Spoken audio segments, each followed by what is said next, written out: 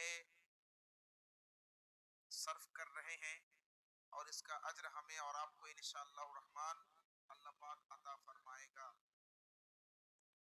آج میں آپ حضرات کے سامنے سیدنا امیر المؤمنین خلیفۃ المسلمین حضرت حیدر کرار فاتح خیبر مشکل کشا مولا علی کرم اللہ تعالی وجہہ الکریم کی ذات طیبہ کو پیش کروں گا۔ ان کی خلافت کا زمانہ کیا تھا وہ بھی پیش کروں گا، اور خاص طور سے دو ایسی جنگ جس کا تذکرہ آج تک مسلمان کر رہے ہیں، اور خصوصی طور سے اس دو جنگوں کا حوالہ دے کر بآسانی لوگوں کو گمراہ کر رہے ہیں۔ دو جنگیں ہوئی تھی، ایک جنگ کا نام تھا جنگ جمل، ایک دوسری جنگ تھی جس جنگ کا نام تھا جنگ صفین، جو سیدنا امیر المؤمنین حضرت علی رضی اللہ عنہ ان کے زمانے میں یہ دو جنگیں ہوئی تھی۔ اور یہ جنگ دشمنوں کے خلاف نہیں ہوئی تھی بلکہ آپس میں جنگ ہوئی تھی۔ جنگ جمل بھی صحابہ کرام کے درمیان آپس میں جنگ ہوئی تھی، اور جنگ صفین بھی، یہ دو جنگیں ہوئی تھی۔ اب دونوں جنگوں کو میں تفصیل کے ساتھ تو نہیں بیان کروں گا، لیکن اختصار کے ساتھ اعتراضات اور جوابات کو پیش کروں گا، اور سیدنا مولا علی کرم اللہ تعالی وجہہ الکریم کی ذات مبارکہ کو آپ حضرات کے سامنے پیش کرنے کی کوشش کروں گا۔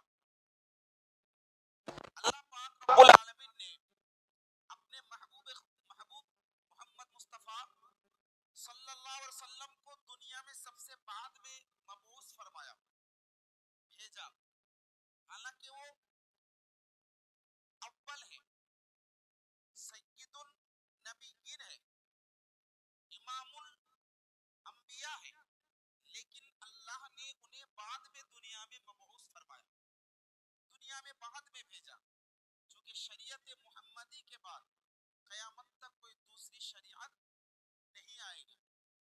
قیامت سے پہلے بھی حضرت عیسیٰ علیہ السلام دوبارہ آئیں گے، لیکن وہ بھی شریعت محمدی کی پیروی کریں گے۔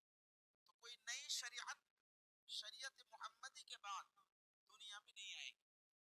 تو جس طرح ہمارے نبی آقا مولا جناب احمد مجتبی محمد مصطفیٰ صلی اللہ علیہ وسلم اللہ کے سب سے بہترین، سب سے محبوب ترین رسول اور نبی ہیں، اسی طرح اللہ نے اپنے محبوب نبی کے لیے جن محبین کو چنا صحابہ کی شکل میں، وہ صحابہ کرام بھی انتہائی محبوب ترین بندوں میں سے ہے، اور ان میں بھی خصوصی طور پر جو خلفائے راشدین ہیں، خلفائے اربعہ ہیں، حضرت ابوبکر صدیق، عمر فاروق، عثمان غنی اور مولا علی رضی اللہ عنہم اجمعین، یہ چاروں کی چاروں ہستیاں اللہ کی بہترین بندوں میں سے ہیں، دنیا کے بہترین انسانوں میں سے ہیں، یہ چاروں خلفائے اربعہ۔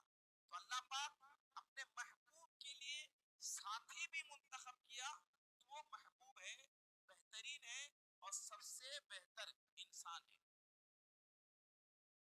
حضرت امیر المؤمنین مولا علی کرم اللہ تعالی وجہہ الکریم خاندان مصطفی میں پیدا ہوئی، چونکہ قریش، خاندان قریش میں ہی آپ پیدا ہوئے۔ اللہ کے رسول شروع میں پوشیدہ طور پر اسلام کو پھیلایا تھا، آپ حضرات کو معلوم ہے۔ بچوں میں، نوجوانوں میں سب سے پہلے جس ذات نے اسلام قبول کیا وہ ذات مولا علی ہے، چونکہ مردوں میں پہلا ایمان لانے والا ابوبکر صدیق، عورتوں میں پہلا ایمان لانے والی خدیجہ الکبریٰ رضی اللہ عنہا، غلاموں میں سب سے پہلا ایمان لانے والا بلال حبشی، اور نوجوانوں میں، بچوں میں سب سے پہلا ایمان لانے والا مولا علی ہے۔ مورخین نے لکھا ہے، امام ابن عساکر انہوں نے لکھا ہے، اور خصوصی طور پر امام جلال الدین سیوطی رحمۃ اللہ علیہ نے تاریخ الخلافہ کے اندر لکھا ہے، حضرت امیر المؤمنین مولا علی کرم اللہ تعالی وجہ الکریم نے ایمان جو لایا تھا ان کی عمر 9 سال، بعض نے لکھا 10 سال، بعض نے لکھا اس سے بھی کم 8 سال ان کی عمر تھی۔ ان کا اسلام قبول کرنا بھی ایک انوکھا واقعہ ہے، چونکہ خاندان مصطفیٰ ہی سے تھے، قبیلہ قریش سے ہی تھے، تو اللہ کے رسول صلی اللہ علیہ وسلم اور ماں خدیجۃ الکبریٰ رضی اللہ عنہا دونوں اللہ کی عبادت کر رہے تھے، اللہ پاک رب العالمین کی عبادت کر رہے تھے، نماز ادا فرما رہے تھے۔ تو مولا علی کرم اللہ تعالی وجہ الکریم نے جب دیکھا، چھوٹے نوجوان چھوٹے بچے تھے، تو انہوں نے اللہ کے رسول سے پوچھا، اے محبوب آپ یہ کیا کر رہے ہیں؟ تو اللہ کے رسول نے جواب دیا کہ میں یعنی ہم لوگ اس ذات رب العالمین کی عبادت کر رہے ہیں جو تمہارا اور ہمارا سب کا خالق ہے، اور میں تمہیں بھی دعوت دیتا ہوں کہ تم بھی اس خالق ذوالجلال کی عبادت کرو۔ تو حضرت علی کرم اللہ تعالی وجہ الکریم 8 یا 9 یا 10 سال یہ 3 عمر کے بارے میں تذکرہ ملتا ہے، نوجوانی میں انہوں نے اسی وقت اللہ کے رسول کے ہاتھ میں بیعت کیا، کہا یا رسول اللہ ہم آپ کو رسول مانتے ہیں اور اللہ رب العالمین کی بھیجے ہوئے اللہ کا بھیجا ہوا دین اسلام کو ہم تسلیم کرتے ہیں، اور انہوں نے اسلام قبول کیا ایک دم نوجوان بچے کی شکل، بچے کی عمر میں۔ مولا علی کرم اللہ تعالی وجہ الکریم کی شان میں بہت سی احادیث کریمہ موجود ہیں۔ امیر المؤمنین مولا علی کرم اللہ تعالی وجہ الکریم کی شان میں قرآن کریم کی بھی آیتیں ہیں۔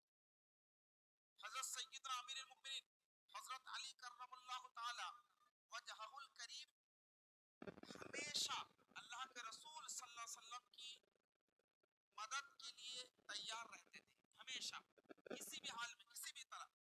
ان کا وہ ہجرت والا واقعہ تو بالکل سب کو معلوم ہے، جب اللہ رب العالمین کی طرف سے حکم آ گیا اے محبوب آپ مکہ چھوڑ کر مدینے میں ہجرت لے جائیں، اب ہجرت کر جائیے، تو چاروں طرف سے کفار و مشرکین نے بیت رسول کو گھیر لیا، اللہ کے رسول کے گھر کو محاصرہ کر لیا، گھیر لیا پورا کفار و مشرکین نے۔ سب لوگ چاہ رہے تھے کہ آج محمد کو قتل کر دیں گے۔ اس موقع پر اللہ کے رسول نے فرمایا اے علی تم میرے بستر پر سو جاؤ، تم میرے بستر پر سو جاؤ، اور کل صبح اٹھ کے یہ فلاں فلاں دینار و درہم ہے فلاں فلاں آدمی کو دے دینا، اور تم مدینے میں مجھ سے بعد میں ملو گے۔ یہ کہہ کر مولا علی کو کہا بستر پہ سو جاؤ، اللہ کے رسول نکل گئے۔ تو مولا علی کرم اللہ تعالی وجہ الکریم سو گئے۔ کافروں نے دیکھا جیسے تلوار سے وار کرنے کی کوشش کی، تو دیکھا بستر اٹھا کر مولا علی، تو مولا علی رضی اللہ عنہ کے چھوٹا سا مختصر واقعہ میں نے آپ کو جو بتایا اس میں عقائد ہیں، بہت سے عقائد ہیں۔ پہلا عقیدہ یہ ہے مولا علی کرم اللہ تعالی وجہ الکریم کا ایمان کتنا پختہ تھا، دیکھیے ایمان کتنا مضبوط تھا کہ اللہ کے رسول کو چاروں طرف سے کفار و مشرکین نے گھیرا ہوا تھا، وہ لوگ چاہ رہے تھے کہ قتل کر دیں گے۔ ایسی حالت میں ایسے وقت میں اگر آپ سے کوئی کہا جائے، کوئی آپ سے پوچھے، یا آپ کے والد صاحب ہی اگر کہہ دے، آپ کے والد صاحب کو اگر مارنے کے لیے چاروں طرف سے کوئی گھیر کے رکھا ہو، اور آپ کے والد صاحب کہ میرے بستر پر بچھونا اوڑھ کے سو جاؤ، آپ زندگی میں کبھی تیار نہیں ہوں گے۔ کوئی تیار ہوگا بتائیے؟ ہم نہیں تیار ہوں گے، کوئی نہیں تیار ہوگا۔ میں دنیاوی مثال دے رہا ہوں، سب کی مثال، کوئی نہیں تیار ہوگا۔ لیکن وہ پورے جہان کے باپ تھے، اللہ کے رسول ہمارے آدم نبی کے بھی روحانی باپ ہیں، ظاہری طور پر آدم سب کے باپ ہیں علیہ السلام، لیکن اللہ کے رسول ہمارے نبی حقیقی طور پر، باطنی طور پر، روحانی طور پر تمام لوگوں کے باپ ہیں۔ تو مولا علی کرم اللہ تعالی وجہ الکریم کا عقیدہ مضبوط تھا، ایمان پختہ تھا، کہ اللہ کے رسول نے جب فرمایا کہ آئندہ صبح اٹھ کے تم فلاں فلاں چیزیں دے دینا، تو مولا علی رضی اللہ عنہ کا عقیدہ تھا کہ اللہ کے رسول نے جب کہہ دیا صبح اٹھو گے تو انشاءاللہ اٹھیں گے، کوئی مائے کا لال مجھے قتل نہیں کر سکتا۔ یہ عقیدہ مضبوط تھا، ایمان تھا، اللہ کے رسول کی حدیث پر، زبان پر، بات پر کامل یقین تھا۔ اور دوسری بات یہ بھی تھی کہ انہوں نے فرمایا کہ تم مدینے میں مجھ سے ملو گے جلد ہی، تو یہ ایک خوشخبری تھی۔ مولا علی کرم اللہ تعالی وجہ الکریم کے بارے میں مورخین نے لکھا ہے، اس کی کوئی مضبوط سند تو نہیں ملتی، لیکن مورخین نے لکھا ہے کہ کسی نے مولا علی سے پوچھا حضور آپ اس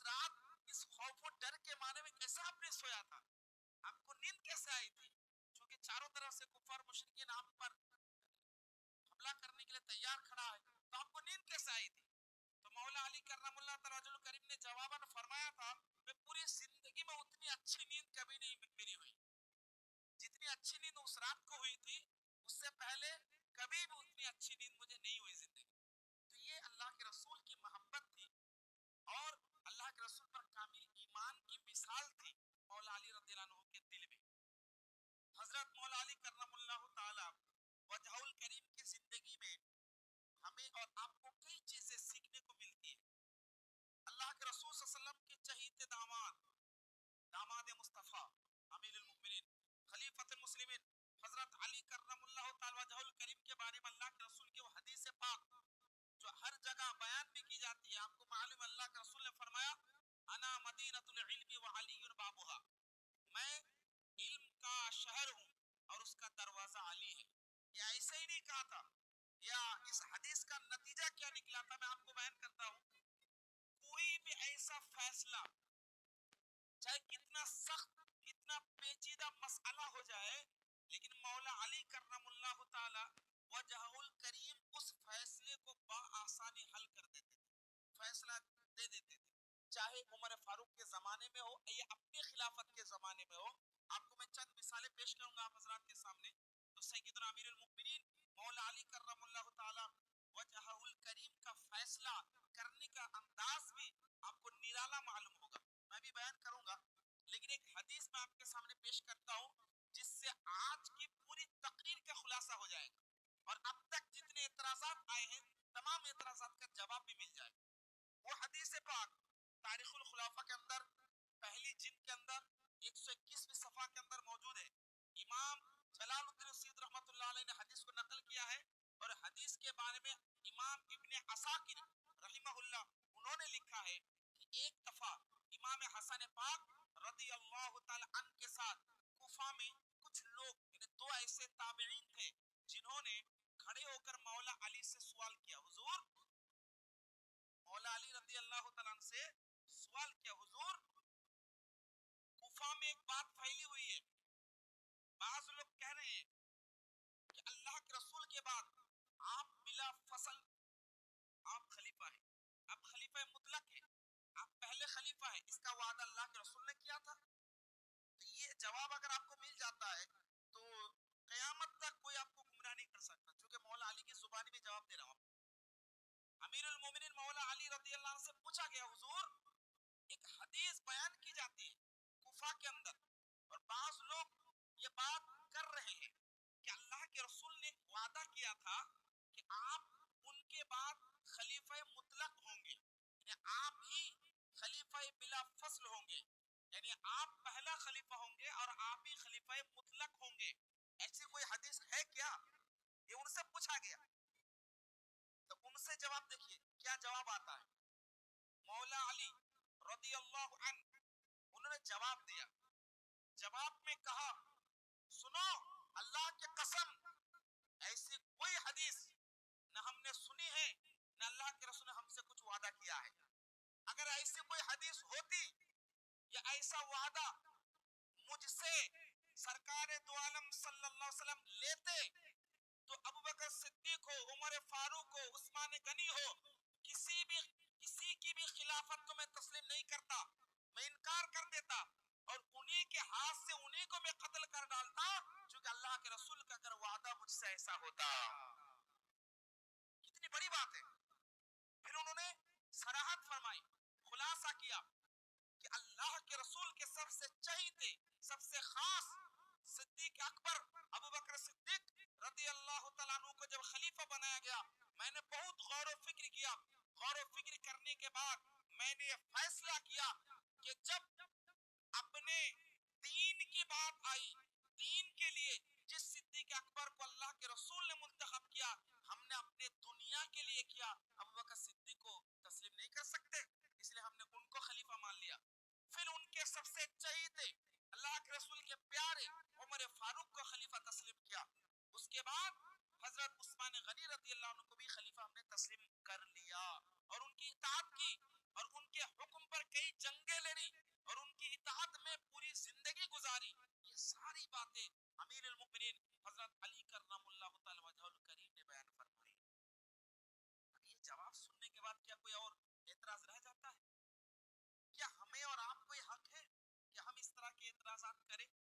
آج کے زمانے کے لوگ کرتے ہیں، کوئی اعتراض کا حق نہیں بنتا کیونکہ مولا علی رضی اللہ عنہ نے جواب دے دیا.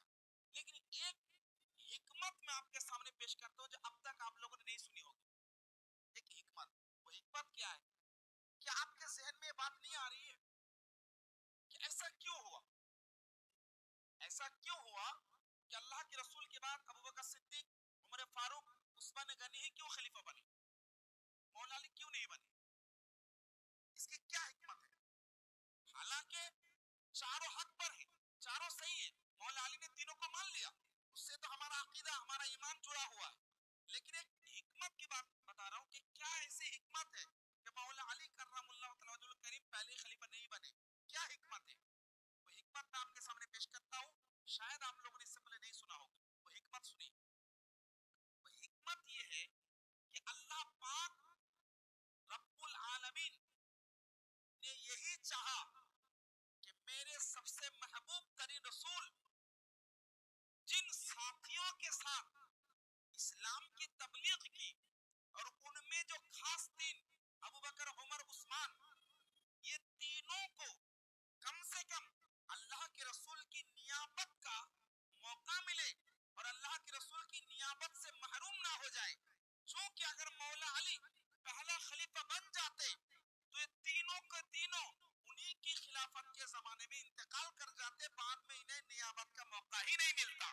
تو گویا کہ اللہ کے رسول کے ساتھیوں کو اللہ نے موقع عنایت فرمایا. اس سے کوئی فرق نہیں پڑتا، اللہ نے یہی چاہا کہ ابو بکر کو بھی نیابت و خلافت و امامت کا موقع ملے، محروم نہ ہو، عمر فاروق کو بھی ملے، عثمان غنی کو بھی ملے، اور مولا علی تو حقدار ہے، وہ تو خاندان مصطفیٰ ہے، رسول ہے، انہیں تو نیابت و خلافت و امامت کا موقع ملے گا ہی.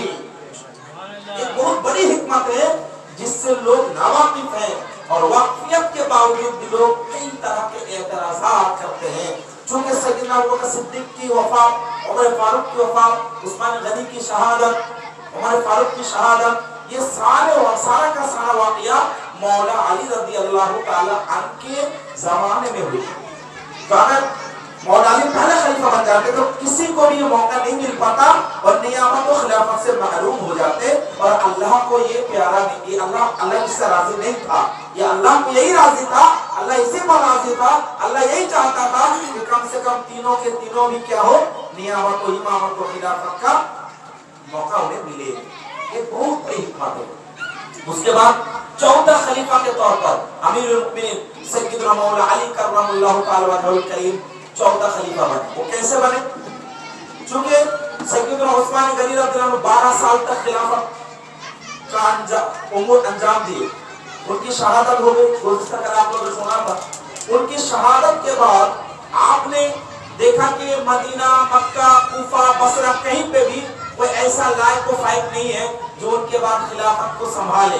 تو مولا علی رضی اللہ عنہ نے خود سے اپنا خلیفہ ظاہر کیا، کیونکہ وہی حقدار تھے، وہی لائق تھے اور وہی صلاحیت رکھتے تھے. تو انہوں نے اپنا خلیفہ ہونے کا اعلان فرما دیا. مکہ ہو، مدینہ ہو، کوفہ ہو، بصرہ ہو، ہر جگہ کے لوگوں نے آپ کو خلیفہ تسلیم کر دیا اور آپ اسی دن سے خلیفہ بن گئے. مولا علی کرم اللہ تعالی وجہہ الکریم کی خلافت کے بعد ایک بہت سارا لمبا اختلاف شروع ہوتا ہے.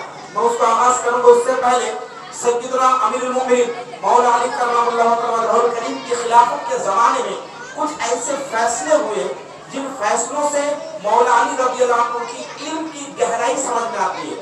ایک دو مثال میں آپ کے سامنے پیش کروں گا. چونکہ اللہ کے رسول نے فرمایا کہ میں علم کا شہر اور اس کا دروازہ علی ہے. اس کی ایک دو جھلک میں آپ کے سامنے پیش کرتا ہوں. مولا علی کرم اللہ تعالی وجہہ الکریم کا فیصلہ انوکھا ہوتا تھا، بالکل انوکھا ہوتا تھا. ایک دفعہ امیر المؤمنین خلیفۃ المسلمین مولا علی کرم اللہ تعالی وجہہ الکریم کوفہ میں ہیں اور دو نوجوان، اس میں سے ایک غلام تھا اور ایک بادشاہ کا بیٹا تھا، یعنی اپنے مالک کا بیٹا تھا، غلام کے مالک کا بیٹا تھا. دو نوجوان یہ یمن سے کوفہ کی طرف آ رہے تھے اور راستے میں دونوں کا جھگڑا ہو گیا. راستے میں کیا ہو گیا؟ دونوں کا جھگڑا ہو گیا. اور اس میں سے ایک غلام تھا، ایک مالک کا بیٹا تھا. تو مالک کے بیٹے نے غلام کو مار دیا. लड़ाई के दौरान उसको मार दिया, मतलब मारपीट की तकलीफ पहुंचाई, कत्ल नहीं किया, मारा पीटा। तो नाराज होकर गुलाम कूफा में आकर के गुलाम अब मालिक का बेटा बन के उस मालिक के बेटे को गुलाम कहकर उसको बेचने के लिए खड़ा हो गया। लोगों से कहा मेरा गुलाम है, मैं इसको बेचना चाहता हूँ। अब वो थोड़ी ना बर्दाश्त करेगा, वो तो मालिक का बेटा। बोला नहीं वो गुलाम है, मैं नहीं। अब कौन गुलाम ने, इसमें इख्तिलाफ हो गया। और सैयदना अमीरुल मोमिनीन मौला अली करमल्लाहु तआला वजहुल करीम की बारगाह में मुकद्दमा दायर किया, इसका फैसला फरमा दीजिए कौन। एक कह रहा है वो गुलाम है और वो बेचना चाहता है, और एक कह रहा मालिक का बेटा, कौन क्या हम नहीं समझते। तो अमीरुल मोमिनीन खलीफतुल मुस्लिमीन ने अपने हुजरे में बुलाया, यानी अपने कमरे में बुलाया, और बुलाने के बाद उस महल के पास एक दीवार थी। तो दीवार में एक गुलाम था जिसका नाम कुंबुस था, मौला अली के गुलाम था जिसका नाम कुंबुस था, खादिम। कहे खादिम कुंबुस, उस दीवार में बड़ी सी 2 सुराख करो, और 2 सुराख किया गया, और बाहर की तरफ उन दोनों को भेजा गया, और बाहर से दोनों का सर अंदर की तरफ खींचा गया कि दोनों अपने सर को दाखिल कर दो। अब दोनों ने पीछे से अपने सर को दाखिल किया, इससे सर वाला हिस्सा मौला अली के तरफ आया और पीछे उन लोगों की तरफ। उसके बाद मौला अली करमल्लाहु तआला वजहुल करीम ने फरमाया, ए गुलाम, अल्लाह के रसूल की तलवार लेके आओ, अल्लाह के रसूल सल्लल्लाहु अलैहि वसल्लम की तलवार लेके आओ, मैं फैसला करता हूँ। अब खादिम गुलाम ने तलवार लेके आया। उसके बाद मौला अली करमल्लाहु तआला वजहुल करीम ने फरमाया, तलवार को निकालो और जो गुलाम है उस गुलाम का सर जुदा कर दो, यही पे काट दो। अब उसमें से जो गुलाम था फौरन डर के मारे जो सर निकाल दिया, और जो मालिक का बेटा था अभी तक वो सर निकाला हुआ ही था, और वो जो असली गुलाम था वो अपना सर खींच लिया उधर। मौला अली ने कहा यही गुलाम है, चलो फैसला हो गया। उसके बाद फिर जो है उस पर यमन उसको भेज दिया, फिर फैसला हो गया। तो ये एक तरह का इस फैसले से ये अंदाजा होता है कि मौला अली करमल्लाहु तआला वजहुल करीम की बसीरत और उनकी इल्म की गहराई कैसी थी, फैसला कैसे करते थे। एक मैथमेटिक्स का फैसला आपके सामने पेश करता हूँ। आज के जमाने में लोग हिसाब, फिजिक्स या मैथमेटिक्स में माहिर होते हैं तो अपने आप को बहुत बड़ा समझते हैं। मौला अली करमल्लाहु तआला वजहुल करीम का फैसला है जो हिसाबी फैसला है, जिसमें मैथ का इस्तेमाल हुआ है। एक दफा मौला अली करमल्लाहु तआला वजहुल करीम बैठे हैं और आसपास में बहुत से सहाबाए किराम, ताबईन और दीगर लोग बैठे हैं, और 3 लोग आए। 3 लोग आने के बाद 17 ऊंट को लाए। कितना ऊंट लाए? 17 ऊंट लाने के बाद उन लोगों ने कहा, हुजूर ये जो 17 ऊंट है, 17 ऊंट में हम 3 लोगों को तकसीम करना है, लेकिन तकसीम इस तरह करना है कि 17 में आधा ऊंट फुला का है, 1/3 ऊंट फुला का है, और 9वां हिस्सा फुला का है। तो हैरत में पड़ गए, कैसे हो सकता है? 17 का आधा करने जाएंगे तो कितना होगा? 8.5। 17 का अगर 1/3 करने जाएंगे तो कितना होगा? 5.5 के करीब होगा। और अगर 17 का 9वां हिस्सा देने जाएंगे तो वो भी कामिल आपका नहीं बन पा रहा, या तो ऊंट को ज़बह करना हो। और तीनों ने कहा था, हुजूर इस तरह फैसला कीजिएगा ताकि किसी को अलग से पैसा ना देना पड़े और ना ज़बह करना पड़े। बताइए कैसे फैसला होगा? तो अमीरुल मोमिनीन के बारगाह में बड़े बड़े उलमा किराम भी थे, बड़े बड़े जानकार, इल्म शरीयत के जानकार बहुत से लोग थे। तो अमीरुल मोमिनीन हजरत मौला अली करमल्लाहु तआला वजहुल करीम ने कहा कि ठीक है, काम करो। ए खादिम, अपने खादिम को बुलाया, कहा कि मेरे घर पे जो ऊंट है, एक ऊंट इस 17 में से मिला दो, खड़ा कर दो। अब 17 ऊंट को लाइन में रखा गया, और मौला अली ने अपने तरफ से ऊंट रखा, और रखने के बाद कहा कौन आधा, किसका आधा हिस्सा, इधर आओ, जिसका आधा हिस्सा है, कहा कि 17 में से मतलब उसको आधा हिस्सा उसको दे दिया गया। तुम आधा हिस्सा लेना है ना, चलो ले, उसको आधा दे दिया। अब जो 1/3 का मालिक था उससे कहा गया तुम 1/3 का करो ना, तो ठीक है तुम आ जाओ। अब ये जो 18 है, ये जो 18 है, ये 18 का जो 1/3 है वो 1/3 उसको दे दिया गया, यानी 6 दे दिया, 3 6 18 दे दिया गया। अब कहा जिसका 9वां हिस्सा है वो आ जाओ, और जो 9वां हिस्सा वो आ गया, اس کو جب وہ آ گیا کہا کہ ادھر تو آ گیا ایک آدمی کو 9 دے دیے گا, ایک آدمی کو 6 دے دیے گا, کتنا ہو گیا 15 اور 6 9 اور 6 15 بچا تو جس کا 9 حصہ ہے دے لو تو 17 ہو گیا. حالانکہ جو اونٹ پہلے دبا اونٹ لے کے جاؤ تو جس کا پتہ ہی اونٹ 17 تھا لیکن سب کو حصہ اپنا اپنا ملا دے گا, الگ سے اونٹ کی ضرورت نہیں پڑی, صرف حساب کے لیے رکھا گیا, کہا کہ 8 سے 9 حصہ 9 تم لے لو, آدھا 6 تم لے لو, 9 سے 15 اور جس کا 9 حصہ ہے 2 جوڑے میں 17 ہو گئے. یہ فیصلے پر مطلب لوگ حیرت میں پڑ گئے کیسے ایسا ہو گیا. تو یہ ہے شریعت محمد علم مصطفیٰ کی جھلک جو مولا علی کرم اللہ تعالی وجہ الکریم سے نظر آتی. ایک انوکھا فیصلہ اور تھا, 2 عورتیں جھگڑنے لگی, اب 2 عورتیں جھگڑنے لگے ایک بیٹا کو لے کر. اب آج کے زمانے کی طرح ڈی این اے ٹیسٹ نہیں ہوتا تھا نا اس زمانے میں کہ ڈی این اے ٹیسٹ کیا جائے کون کس کا بچہ ہے نہیں بچہ ہے کہ ہر کچھ ہی منٹ میں پتہ چل جائے گا.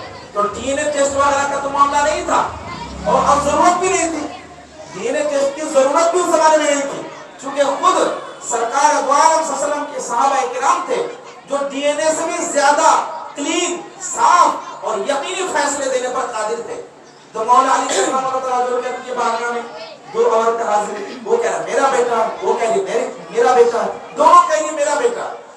مولا علی کرم اللہ تعالی نے فرمایا کوئی جھوٹ نہ بولو, کس کا بیٹا بولو, یہ بھی کہہ رہی میرا, وہ بھی کہہ رہی میرا. تو ٹھیک ہے, اور بچے کو لاؤ. بچے کو رکھا گیا اور خادم سے کہا ایک بڑا پتھر لاؤ اور پتھر لے کر کے اس بچے کو 2 ٹکڑے کر دو, توڑ دو, 2 ٹکڑے کر ایک ٹکڑا اس کو دیکھو کیسے دیکھو. اب تو اصلی ماں تھی, اب وہ رونے لگی اور رو کے بولی حضور اب یہ بیٹا اس کو دے دیجئے لیکن ماریے مت, آپ یہ بیٹا اس کو دے دیجئے لیکن ماریے مت.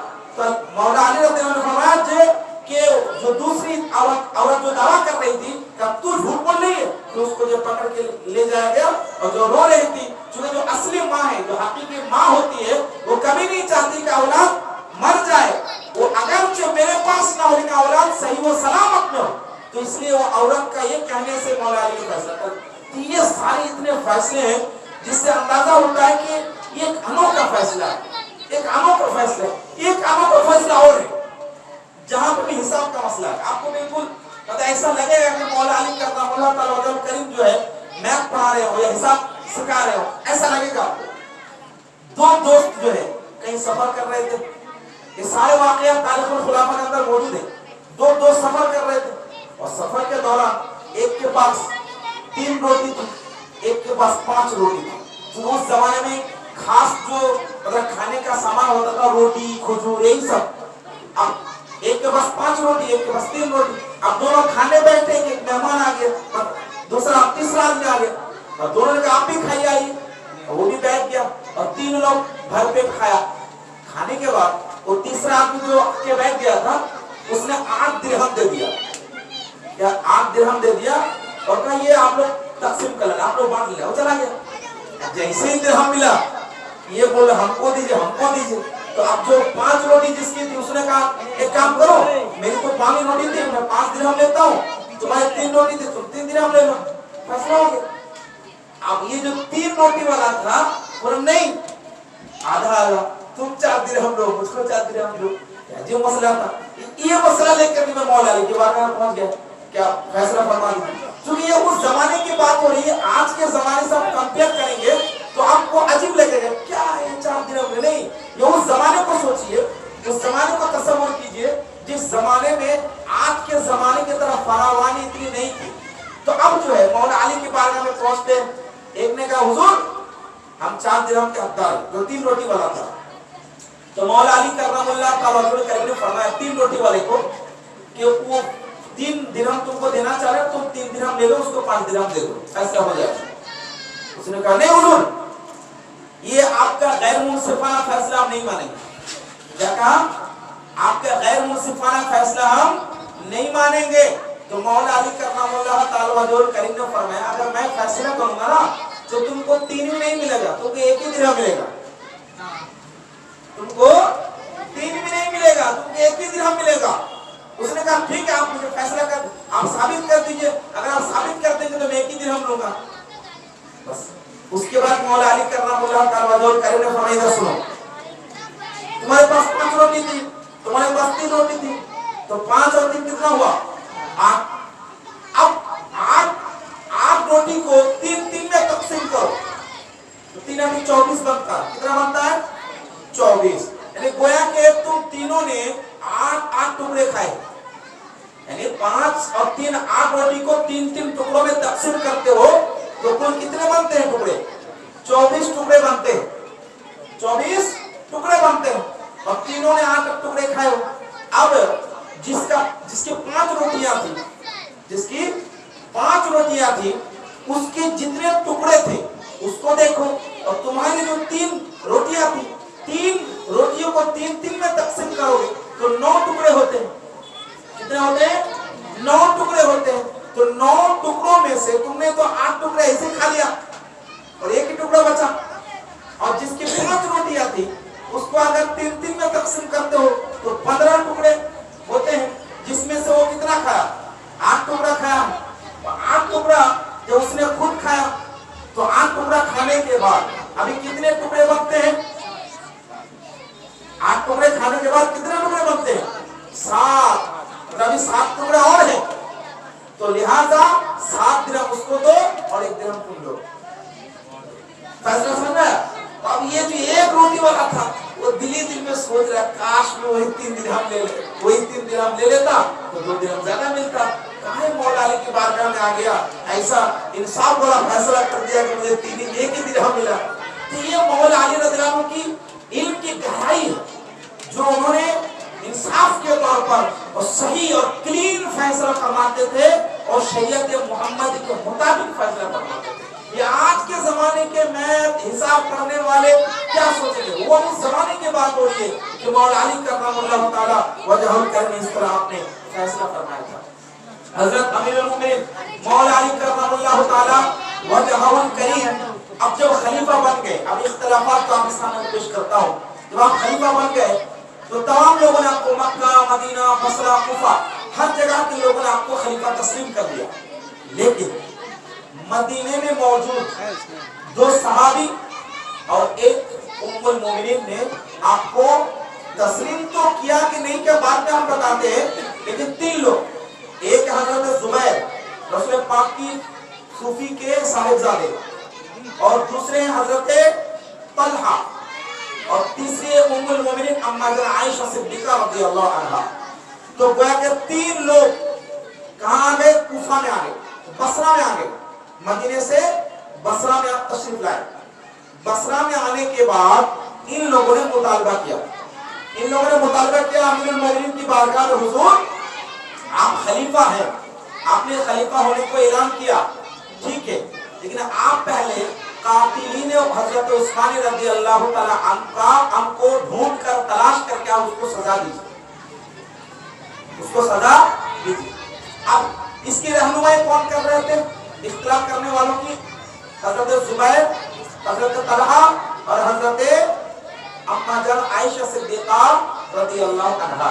3 लोगों की रहनुमाई में, 3 लोगों के मातहत में बहुत सारे लोगों ने इकट्ठा होकर यही दावा किया। अच्छा, मैं आपके सामने सवाल मिसाल देता हूँ। अब मान लीजिए कोई अगर पीएम बन जाता है और पीएम अगर सैयद है, यानी खानदान रसूल है, अगर सैयद बन जाते हैं तो क्या आपको हमको ये हक नहीं है कि अगर हमारे इलाके में कुछ खराबियां हैं या कुछ कत्ल और गारतगिरी हो रही है तो क्या आप और हम ये दावा नहीं कर सकते, मुतालबा नहीं कर सकते हैं कि आप जो है फुला जगह को देखिए, यहाँ सजा दीजिए? ये मुतालबा करना वो सैयद की हैसियत से नहीं बल्कि पीएम की हैसियत से आप कर रहे हैं। इसी तरह अम्मा जान आयशा रज़ियल्लाहु अन्हा और बाकी जो 2 सहाबी थे, इन्होंने खानदान रसूल और दामाद मुस्तफा की हैसियत से मुतालबा नहीं किया था, या उनके खिलाफ खड़ा नहीं हुआ था, बल्कि खलीफा होने की हैसियत से ऐसे खलीफा उनसे मुतालबा किया था, हुजूर आप क्या कीजिए, आप पहले खिलाफत संभालने से पहले, आप खलीफा दावा करने से पहले आप कातिल उस्मान को ढूंढिए और तलाश करके उसको पहले सजा दीजिए, उसके बाद आप खलीफा बनिए। ये इन लोगों का मुतालबा था।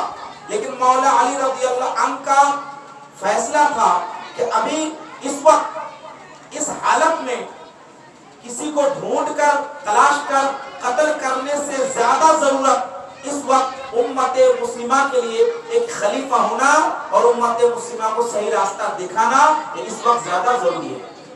اب بتائیے دونوں طرف کے وہ ایک دو نظریہ ہے۔ ایک نظریہ ہے حضرت زبیر، حضرت طلحہ، حضرت عمہ جان عائشہ رضی اللہ عنہا، یہ تینوں لوگوں کا مطالبہ تھا کہ پہلے قاتل عثمان کو آپ سزا دیجیے، اور یا مولا علی کا کہنا تھا کہ پہلے خلافت کی ذمہ داری سنبھالتے ہیں، امت مسلمہ کو صحیح راستہ دکھاتے ہیں، ابھی ماحول تھوڑا ٹھیک کرتے ہیں۔ اب دونوں کا کہنا صحیح تھا کہ نہیں تھا؟ دونوں کا کہنا، اب کسی کو غلط نہیں بول سکتے، ہم اور آپ اپنے پوائنٹ آف ویو سے کسی کو ہم غلط نہیں کہہ سکتے۔ کیوں؟ چونکہ وہ اپنی جگہ پر حق تھے یا اپنی جگہ پر حق تھے۔ اس کے بعد یہ مطالبہ جب ان کے پاس آیا تو مولا علی رضی اللہ عنہ مدینے سے آپ کہاں گئے؟ بصرہ گئے۔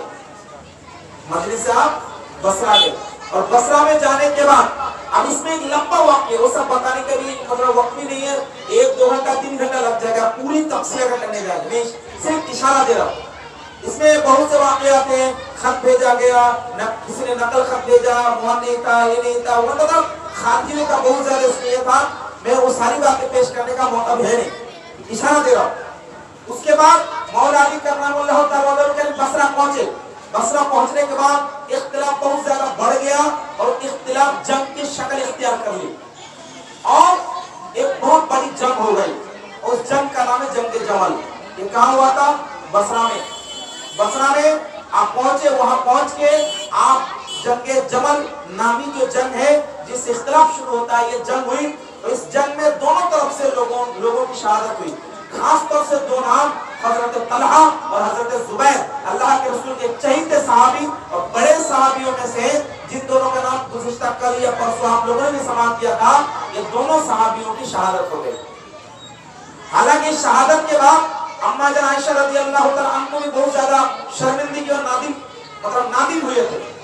بار بار جب بھی تذکرہ ہوتا تھا جنگ جمل کا رو پڑتی تھی، گویا کہ وہ اپنی حرکت پر شرمندہ تھی۔ حالانکہ اس زمانے اس وقت وہ اپنے اعتبار سے ٹھیک تھی، حق پر تھی، کوئی غلط نہیں، لیکن اس زمانے میں کون حق پر تھا کون حق پر نہیں تھا یہ فیصلہ ہم اور آپ نہیں کر سکتے، لیکن علماء اہل سنت نے فرمایا کہ مولا علی حق پر تھے، اور ان لوگوں سے خطائے اجتہادی ہوئی۔ کیا خطا ہوئی؟ خطائے اجتہادی۔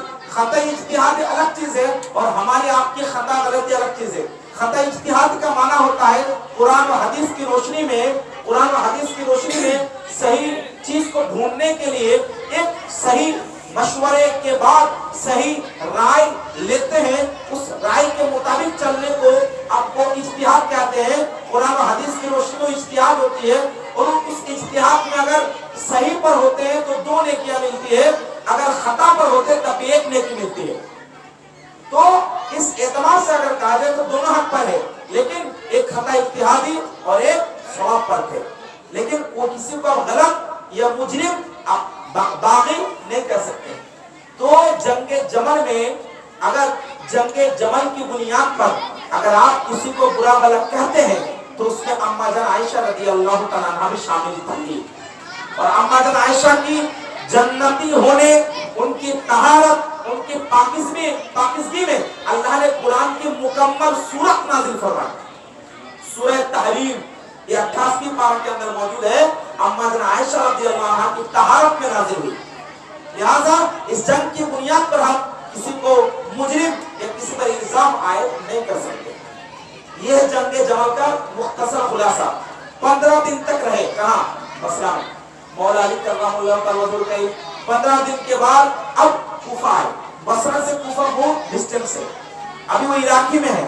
بصرہ جب عراق کنٹری میں پڑتا ہے، تو جب ہم لوگوں نے جب زیارت کیے تھے تو ہم نے سوچا تھا کہ بصرہ جائیں گے، نہیں جا پائے، ایک دلی مطلب خواہش ہے، اللہ نے چاہا تو انشاءاللہ پہنچوں گا۔ تو کوفہ سے بصرہ بہت ڈسٹنس ہے اس کا۔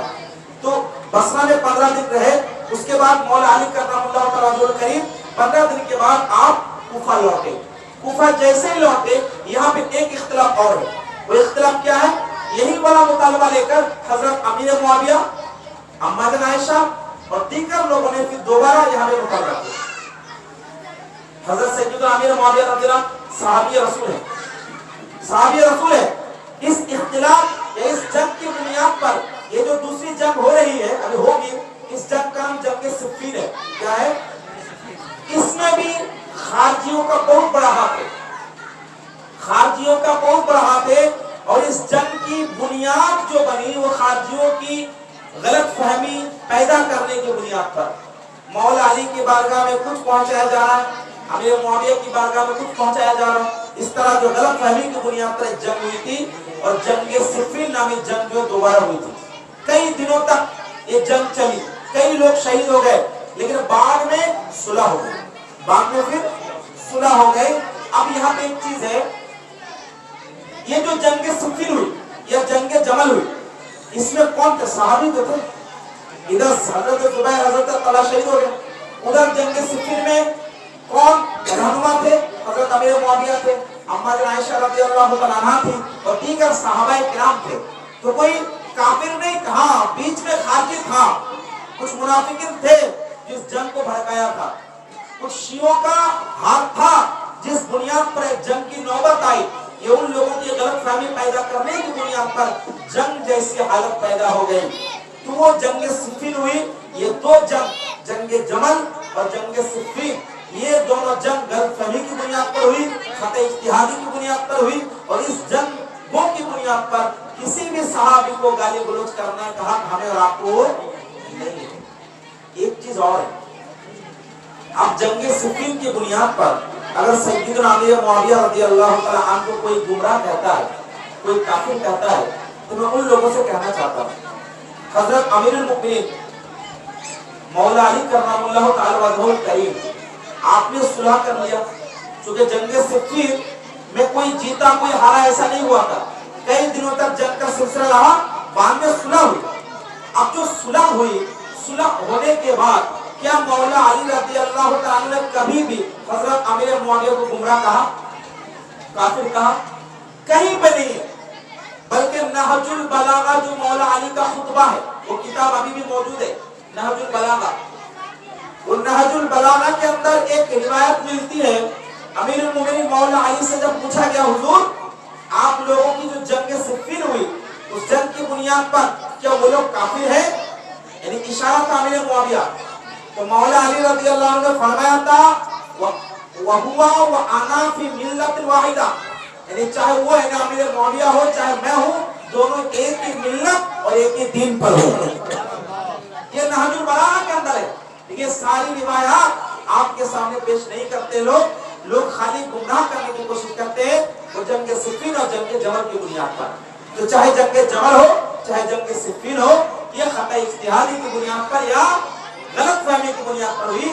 لیکن ہمارا جو سٹینڈ ہوگا، یعنی اہل سنت و جماعت کا جو عقیدہ ہوگا وہ یہ ہے کہ دونوں جنگوں میں مولا علی حق پر تھے اور باقی جن لوگوں نے جنگ کی یہ خطا اجتہادی پر تھے. اور خطا اجتہادی کا معنی یہ نہیں ہوتا کہ وہ مجرم ہے، بلکہ انہوں نے قرآن و حدیث کی روشنی میں انہوں نے جو سوچا اس بنیاد پر جنگ ہوئی. لیکن اس خطا سے گناہ نہیں ہوتا، بلکہ خطا اگر صحیح ہوتا ہے تو دو نیکی ملتی ہے، اور خطا اجتہادی میں اگر خطا ہوتا ہے تو ایک نیکی ملتی ہے. یہ بات ہمیشہ یاد رکھیے گا. تو یہ دو جنگوں کو لے کر آپ جو غلط فہمی پیدا کرتے ہیں یہ بالکل بے بنیاد ہے. تو سیدنا امیر المؤمنین مولا علی کرم اللہ تعالی وجہہ الکریم سے دو جنگیں ہونے کے بعد اس کے بعد پھر دھیرے دھیرے ماحول جو ہے صحیح راستے پر آ گیا، حالات سدھر گئے. اس کے بعد مولا علی کرم اللہ تعالی وجہہ الکریم کی خلافت چلتی رہی. لیکن بیچ میں پھر خارجیوں کا بہت زیادہ روب و دبدبہ بڑھ گیا. مولا علی کرم اللہ تعالی وجہہ الکریم کو خبر ملی کہ فلاں جگہ خارجیوں نے خروج کیا ہے، یعنی آپ کے خلاف بغاوت کی ہے. تو مولا علی کرم اللہ تعالی وجہہ الکریم نے ان لوگوں سے جنگ کیا. بہت سے لوگ مولا علی کے لشکر میں شامل ہو گئے، یعنی توبہ کر کے شامل ہو گئے، اور بہت سے لوگ بھاگ گئے. جو لوگ بھاگ گئے بعد میں جا کے لوٹ مار شروع کی. تو حضرت عبداللہ ابن عباس رضی اللہ عنہ کو ذمہ داری دی، پھر ان لوگ وہ جا کے پھر ان لوگوں کو قتل کیا. یہ پورا واقعہ ہے.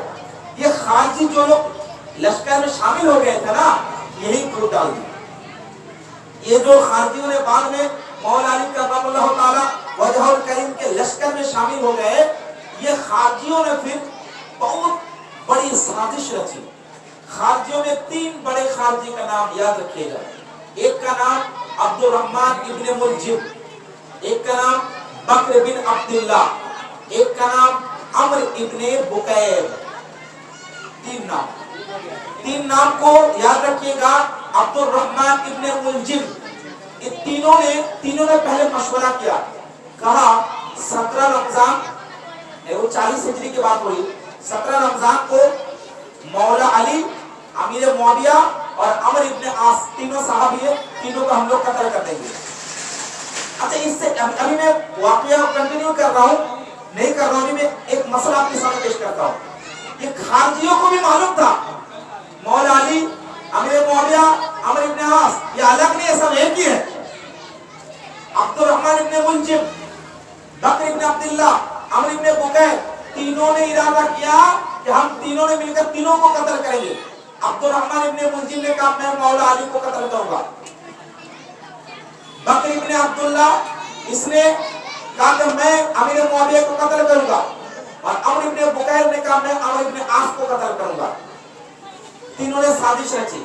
اب خارجیوں کی باتوں سے بھی سمجھ میں آتا ہے کہ آج کے زمانے کے جو شیعہ ہے یا خارجی ہے، تو اس خارجی سے بھی کم علم رکھتا ہے، کیونکہ خارجی کو بھی پتا تھا کہ مولا علی، امیر معاویہ، عمر ابن عاص یہ صحابہ کرام آپس میں کیا ہے، بھائی بھائی ہیں، یہ آپس میں حق پر ہے. اگرچہ کچھ غلط فہمی کی بنیاد پر، خطا اجتہادی کی بنیاد پر اگر جنگ بھی ہوئی ہے، لڑائی بھی ہوئی ہے، لیکن اس بنیاد پر کوئی اسلام سے خارج نہیں ہو گیا، اس بنیاد پر کوئی صحابی سے باہر نہیں ہو گیا. اس لیے ہمیشہ یاد رکھیے گا کہ آج کے زمانے کا بہت بڑا فتنہ یہ ہے کہ اس طرح کے واقعات کو سامنے رکھ کر صحابہ کرام کے بارے میں بدگمانی پیش کرنے کی ناکام کوشش کرتے ہیں. اب اس میں سے ایک شخص جو تھا عبد الرحمن ابن ملجم، اس کا ارادہ بالکل پختہ تھا. اس کا بھی ایک واقعہ ہے. یہ عبد الرحمن ابن ملجم کوفہ آیا. کوفہ آنے کے بعد چونکہ اس کا پختہ ارادہ تھا مولا علی کو میں قتل کروں گا، یہ آیا. آنے کے بعد ایک روایت میں آتا ہے کہ یہ کوفہ کی ایک لڑکی سے اس کا عشق ہو جاتا ہے. کوفہ کی لڑکی جس کا نام تھا قطام، کیا نام تھا؟ یہ اتنا بدبخت خبیث عورت ہے، نام بھی ایسا ہے قطام. عشق ہو گیا. اب دونوں نے نکاح کیا، اور نکاح میں جو مہر طے ہوا، یہ خبیث بدبخت عورت نے کہا کہ میرا مہر کیا ہونی چاہیے؟ 3000 درہم، ایک غلام، ایک باندی، اور کیا؟ مولا علی کا قتل. یہ بدبخت خبیث اس عورت کا ارادہ دیکھیے، کہا کہ میں نکاح کروں گی لیکن مہر یہ ہونا چاہیے 3000 درہم، ایک غلام، ایک باندی دو گے، اور مولا علی کا قتل تم کرو گے، یہ میرا مہر ہے. اب عبد الرحمن ابن ملجم کے لیے سب سے بڑا کام تھا حضرت مولا علی کرم اللہ کریم کی شہادت، ان کا قتل کرنا. اب عبد الرحمن ابن ملجم بالکل طے ہو گیا، ایک دم ارادہ پختہ بنا لیا. مولا علی کرم اللہ تعالیٰ کریم کے بارے میں روایات میں آتا ہے 17 رمضان المبارک، رمضان کا مہینہ ہے، 40 ہجری، 17 رمضان المبارک مولا علی کرم اللہ تعالیٰ کریم نماز فجر کے لیے بیدار ہوئے.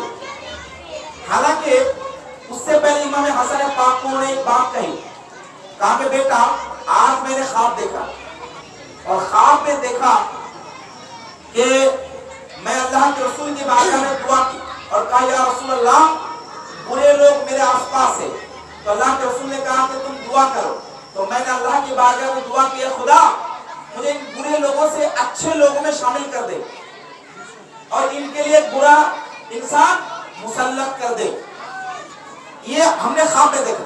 بتانے کے بعد پھر آپ آئے اور السلام السلام مؤذن کی اذان کے بعد جو ہے نماز کا ہو گیا تھا، چلنے لگے. مولا علی کی عادت تھی اب نماز فجر کے لیے جاتے تو آپ ہر جگہ جو ہے الصلاۃ الصلاۃ کہتے ہوئے پکارتے ہوئے جاتے تاکہ لوگ بھی شامل ہو جائیں. تو سیدنا امیر المومنین خلیفۃ المسلمین حضرت مولا علی کرم اللہ وجہہ الکریم نماز فجر کے لیے جیسے مسجد میں جا رہے، کوفہ کی جامع مسجد میں آپ تشریف لے جا رہے ہیں. اب جیسے ہی جانے والے تھے راستے میں عبد الرحمن ابن ملجم اس نے تلوار سے وار کرتا ہے. جیسے تلوار سے وار کیا آپ رضی اللہ تعالیٰ عنہ کے پیشانی مبارک سے لگ کر کن پٹی میں لگ کر آپ تلوار کی وار ایک دم آپ کے دماغ تک پہنچ جاتا ہے. روایت میں آتا ہے کہ دماغ تک پہنچ جاتا ہے اور آپ فوراً پھر اس کو پکڑا جاتا ہے. عبد الرحمن ابن ملجم کو پکڑ لیا جاتا ہے. امام حسن پاک اس کو باغ میں رکھتا ہے. باغ میں اس کا واقعہ بیان کرتا ہے. مولا علی رضی اللہ عنہ زخمی ہو گئے. زخمی ہونے کے بعد اب ان کو گھر پہ لایا گیا. گھر پہ لانے کے بعد روایت میں آتا ہے 3 روز تک آپ کافی زخمی حالت میں تھے اور 19 رمضان المبارک 40 ہجری میں آپ کی شہادت ہوتی ہے. ایک روایت میں آتا ہے 21 رمضان یعنی 19 رمضان جمعہ کا دن تھا. جمعہ کا دن آپ زخمی ہوئے اور سنیچر اور اتوار کی رات کو آپ کی شہادت ہوتی ہے. 3 دن لگ بھگ آپ زخمی کی حالت میں رہے. اس طرح مولا علی کرم اللہ تعالی کریم کی شہادت ہوتی ہے اور کوفہ کی جامع مسجد میں داخل ہونے سے پہلے ہی آپ کو جو لوگ ابھی اللہ نے چاہ کر آپ جائیں گے کوفہ میں تو کوفہ کی وہ جامع مسجد بھی ابھی وہ لکھا ہوا رہتا ہے جہاں پہ بالکل لکھا ہوا ہے کہ مولا علی کرم اللہ تعالی کریم کسی جامع مسجد میں آپ تشریف لے جانے والے تو اس وقت آپ کی شہادت ہو جاتی ہے. تو 3 روز کے بعد آپ کی شہادت ہو جاتی. پھر امام حسن پاک بڑے صاحبزادے آپ نے ان کی جنازہ ادا فرمائی اور بعد میں وہ جو عبد الرحمن ابن ملجم تھا امام حسن پاک نے اس کو مارا قتل کیا. ہاتھ پیر سب کو ٹکڑے ٹکڑے کر کے آگ میں جلا کر راکھ کر دیا. وہ خبیث بدبخت دنیا میں راکھ ہو گیا. مولا علی کرم اللہ تعالی وجہہ الکریم کی زندگی میں ان کی کئی شادیاں ہوئی تھی لیکن بطول رسول ماں فاطمہ الزہرا رضی اللہ عنہا کو یہ خوش نصیبی اللہ رب العالمین کی طرف سے دی گئی تھی اور اللہ کے رسول کی یہ چاہت بھی تھی. مولا علی کرم اللہ تعالی کریم سے فرمایا بھی تھا جب تک میری بیٹی فاطمہ تمہاری نکاح میں ہے باحیات ہے تب تک دوسری نکاح نہ کرو دوسرا نکاح نہ کرو. یہ ایک روایت میں آتا ہے. تو جب تک ماں فاطمہ الزہرا رضی اللہ تعالی عنہا باحیات رہی تب تک آپ نے دوسری شادی نہیں کی. آپ کی وفات کے بعد ماں فاطمہ الزہرا رضی اللہ عنہا کی وفات کے بعد آپ نے اور 8 شادیاں کی. ٹوٹل مولا علی کرم اللہ تعالی کریم کی 9 شادیاں ہوئی تھی اور 9 شادیوں میں سے لگ بھگ 15 صاحبزادے تھے اور 17 صاحبزادگان تھے. یعنی 17 بیٹیاں تھی آپ کی اور 15 بیٹے. سب کے نام ہیں اتنے نام تو یاد نہیں لیکن کچھ نام ہیں جو مشہور ہیں جیسے جو تینوں بھائی امام حسن امام حسین امام محسن یہ تینوں بھائی تھے. امام محسن کی وفات بہت پہلے ان کا انتقال ہو گیا تھا بچپن میں اس لیے بہت سے لوگ نہیں جانتے ہیں. امام فاطمہ الزہرا کے بطن سے ہی پیدا ہوئے تھے. امام حسن امام حسین اور امام محسن یہ تینوں جو ہے انہی کی بطن سے پیدا ہوئے تھے. اور ایک وہ بہت مشہور نام ہے چونکہ اس لیے وہ نام مشہور ہے چونکہ ان سے بہت سے حدیثیں مروی ہیں. ان کا لقب سے وہ مشہور ہے. ان کا نام ہے حنفیہ محمد ابن حنفیہ. محمد ابن حنفیہ. مولا علی کی بیوی کا نام حنفیہ تھا اور انہی کا بیٹا محمد یہ مولا علی کے بیٹے ہیں محمد ابن حنفیہ. یہ بھی بہت مشہور ہے. اور ان کی جو 17 بیٹیاں تھیں 17 بیٹیوں کا نام بھی ماں فاطمہ الزہرا کی بہنوں کے ملتے ملتے نام تھے. رقیہ کبریٰ زینب ام کلثوم یہ سارے نام تھے. اور بیٹوں کے نام بھی اسی طرح تھے عمر ابو بکر عثمان جعفر یہ سارے صحابہ کے نام تھے. صحابہ کے نام سے انہوں نے نام رکھا تھا. تو 17 بیٹیاں اور 15 بیٹے امیر المؤمنین مولا علی کرم اللہ تعالی وجہہ الکریم کی اتنی اولادیں تھیں. سیدنا امیر المؤمنین مولا علی کرم اللہ تعالی وجہہ الکریم کی زندگی میں بہت سی کرامات ظاہر ہوئی بہت سی کرامات. میں ایک کرامت آپ کے سامنے پیش کرتا ہوں. ایک بہت تفصیلی کرامت ہے مختصر بیان کرتا ہوں. ایک دفعہ سیدنا امیر المؤمنین مولا علی کرم اللہ تعالی وجہہ الکریم آپ مسجد میں تھے اور ایک شخص سے کہا کہ فلاں جگہ پہ جاؤ فلاں جگہ میں ایک مسجد ہے اور مسجد کے پاس مسجد کے پہلو میں حجرہ ایک کمرہ ایک گھر ہے. اس گھر میں دیکھو ایک عورت اور ایک مرد لڑائی کر رہے ہیں جھگڑا کر رہے ہیں. ان دونوں کو میرے پاس لاؤ بغور سوال کیجئے گا.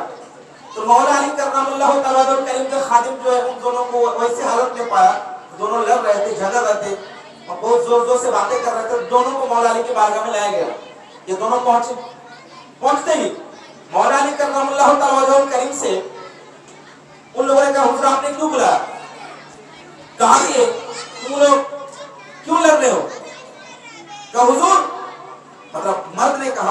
عورت نے کہا حضور میں اس عورت سے کل ہی نکاح کیا اور جیسے نکاح کیا، نکاح کرنے کے بعد جب یہ میرے گھر میں آئی، اس کو جیسے میں نے دیکھا اس کی شکل و صورت سے مجھے نفرت ہو گئی، اور اتنی نفرت ہو گئی مجھے ایسا لگتا ہے کہ میں اس سے اپنی جان چھڑا لوں، اور رات سے صبح تک دونوں کی لڑائی ہوتی رہی۔